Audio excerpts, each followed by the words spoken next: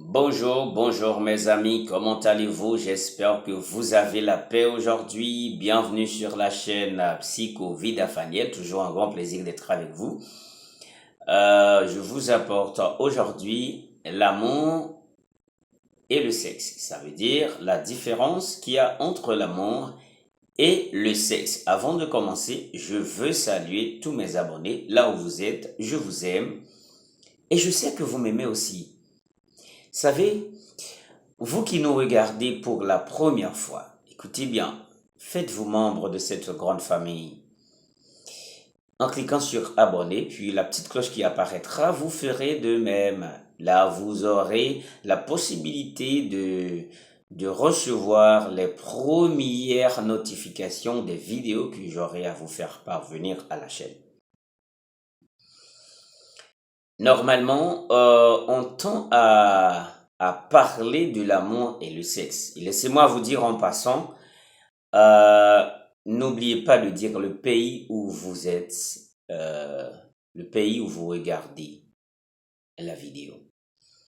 On tend à parler de l'amour et le sexe. Ce sont deux choses différentes, mais parfois il y a l'une de ces choses qui entraîne l'autre.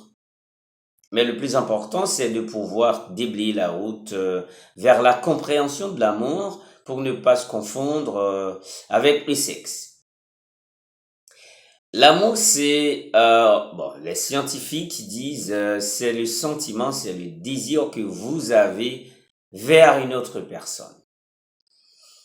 Il y a d'autres aussi qui disent que c'est la joie qu'on ressent quand on est auprès d'une autre personne. Mais je vous rappelle en passant qu'on a parlé d'un exercice qu'il faut faire ou qu'on peut faire pour aimer quelqu'un. Ça, c'est de l'amour philia, pour ne pas dire l'amour qu'on ressent pour les prochains. On trouve ça dans les 5 modalités d'amour que j'aurai à vous faire parvenir bientôt. Il y a 5 modalités d'amour. Mais juste aujourd'hui, on va parler de l'amour et le sexe. Mais c'est bien sûr l'amour romantique. L'amour romantique parce que il y a des personnes qui confondent l'amour et le sexe. L'amour, c'est un désir involontaire. Pour ne pas dire l'amour est involontaire. Ah oui, c'est involontaire parce que parfois, on tend à ne pas aimer une personne, puis on l'aime. Puis ce désir se manifeste à un moment donné, à une personne distincte. Mais d'où vient cet amour? Mais où était caché cet amour, ce sentiment d'aimer? Écoutez bien, l'effet, ou pour ne pas dire l'impulsion romantique qu'on a, cette manifestation des émotions sténiques qu'on a, mais d'où vient? Le pionnier alors, qui a investigué pour en premier sur le sexe, il s'agit bien du docteur John Money. Bon, docteur John Money a dit, bon, cet amour a commencé entre la mère et l'enfant. Ça veut dire, vous pouvez remarquer dans un moment d'allaitement, le bébé en tétant un sein, puis l'autre main caresse l'autre sein. Ça veut dire dans la rayole, tout ça, dans la bouche de la mère. Parfois, l'enfant gémit. Ah, vous voyez, l'enfant, et quand l'enfant reçoit le lait maternel, l'enfant tend à jouir, puis caresse la maman dans le sein. Sigmund Freud aussi a parlé de ça, mais Sigmund Freud a raison parce que c'est pas lui le pionnier. Ça veut dire Sigmund Freud était venu normalement pour renforcer l'idée du docteur John Money, parce que John Money a dit cet amour commence dans... Alors, tous ces désirs s'assoient dans le subconscient de l'enfant, c'est parce que l'exercice a déjà fait avec la mère. Mais vous comprenez, l'amour, on ne peut pas acheter l'amour, ok?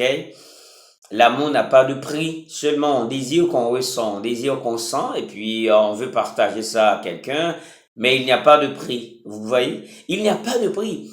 Mais la différence, est-ce que On peut acheter l'amour avec de l'argent? Non. Avec de la richesse? Non. Parce que quoi que vous fassiez, ben, si la personne ne t'aime pas, on ne peut pas le forcer à t'aimer parce que la romance ou l'amour romantique, c'est quelque chose naturel. Vous devez normalement ressentir ça seulement avec ton regard ou ce que dit ton cœur. Parce que moi, je me rappelle une fois quand j'ai courtisé une fille, puis elle m'a questionné, mais pourquoi que tu m'aimes? Je lui ai dit, écoutez bien, mais pourquoi que je t'aime? Je ne sais pas moi. Parce que tout simplement, j'ai reçu de la part de mon cœur une impulsion qui m'a activé, et puis mon cœur m'a dit de t'aimer. Mais elle m'a dit, mais quelle est donc cette question? Cette réponse, bon, ma femme m'a dit, écoutez bien, mais je comprends pas, mais pourquoi tu m'aimes? Je dis, mais écoutez, moi je ne sais pas. Tout simplement, mon cœur m'a dit de t'aimer. Puis, elle se fait rire, elle se fait sourire, elle a un sourire sur ses lèvres, parce que ma réponse l'a plu. Vous voyez bien? Et l'amour, on ne peut pas acheter ça avec de l'argent. La grande différence entre le sexe, c'est de faire passer un désir. C'est un plaisir momentané.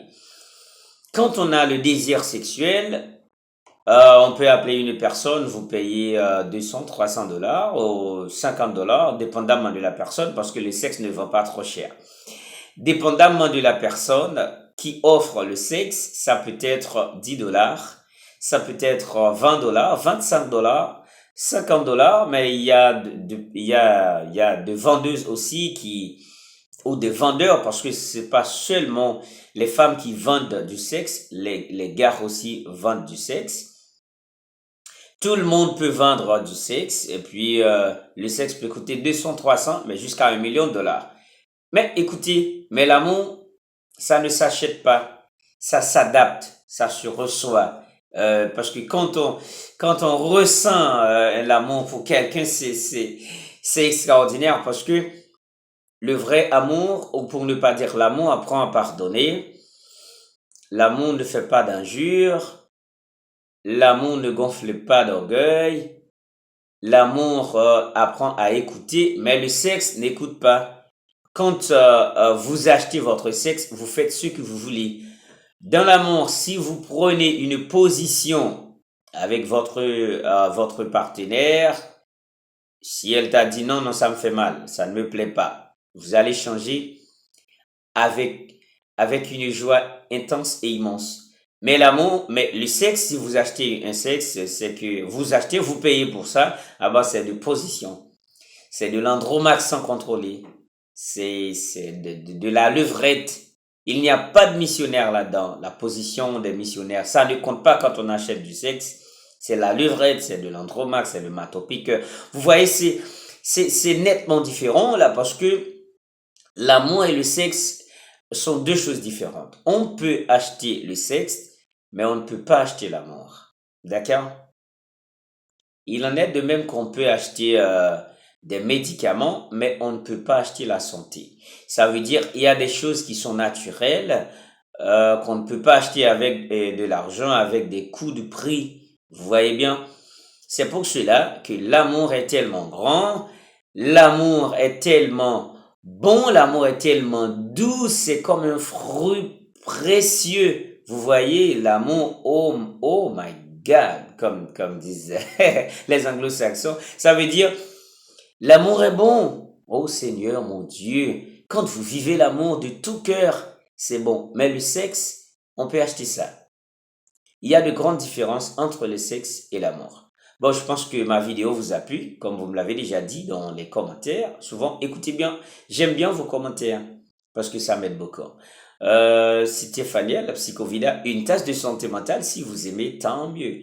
N'oubliez pas de partager cette vidéo à tous vos amis et à tous vos proches pour que votre santé mentale et sexuelle soit toujours forte. Main dans la main, le monde continue pour une vraie vie sexuelle et mentale active. Bonjour, on se reverra dans la prochaine vidéo. Au revoir.